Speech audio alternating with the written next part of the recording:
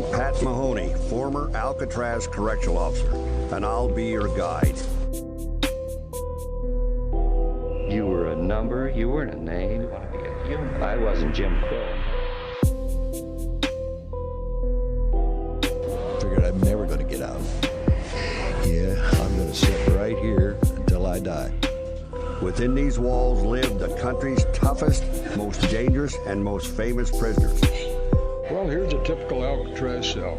Every one of them in the cell house exactly like. This is the rules of the cell house. Your cell is subject to search at any time. Your towel had to be folded up and put on your shelf. Your toothbrush, and they used to give us tooth powder in little green containers. I guess like a cockroach feels in a matchbox. Prisoners who chose not to behave ended up in a harsher place: isolation. This was the prison library. You put your request on a library card. If the book was available, they'd bring it, put it in the bars for you. Prisoners who behaved could also take correspondence courses. Took a course from the University of Pennsylvania on animal husbandry. 5 feet wide, 9 feet long, and 7 feet high. That's what I call a little box. No decorations allowed, anything. Couldn't paste anything on the wall. Everybody wants to be an individual. They want to be a human. And you weren't at the Rock. 3 times a day, all the men in general population gathered here for 20-minute meals. Imagine 200 plus men, each armed with a knife, fork, and spoon. This was potentially the most dangerous room in the cell house. I think about 3-4 men got killed with kitchenware. Knife rack on the left. The shape of each knife was outlined on the rack.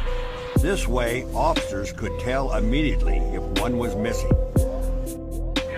You cannot take away from a man the thought that he wants his freedom. Prisoners Frank Lee Morris and 2 brothers, John and Clarence England, had escaped the night before. They made dummy heads to fool the officers. According to the reports, the men enlarged the vent openings in the back of their cells with stolen spoons. Did see what it looked like inside the warden's office. The only time I ever found out what it would look like is when I come back as a tourist. You couldn't beat Alcatraz for the beautiful view there. So there was never a day you didn't see what the hell you were losing and what you were missing. You know, it was all there for you to see. There's life. There's everything I want in my life, and it's there. It's a mile or a mile and a half away, and yet I can't get to it. I recall getting in that water, and it was like a shock, unexpected to be that cold. If you can do it, it's up to you.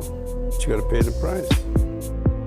One of their favorite privileges was the recreation yard. The most pleasant place, I believe, on Alcatraz, and the most appreciated.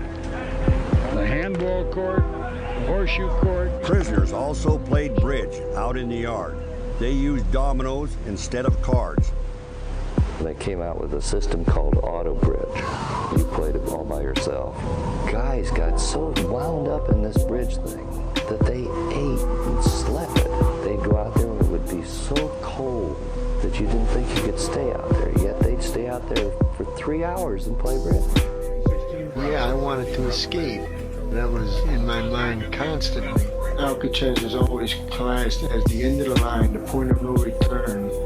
It was like going into the ground. You know, when you're buried, you're gone forever. I remember when they released me. I've been locked up 15 years, and during all this time, I never had no visits, no letters, no nothing. And I'm watching the cars whizzing by, and the people walking.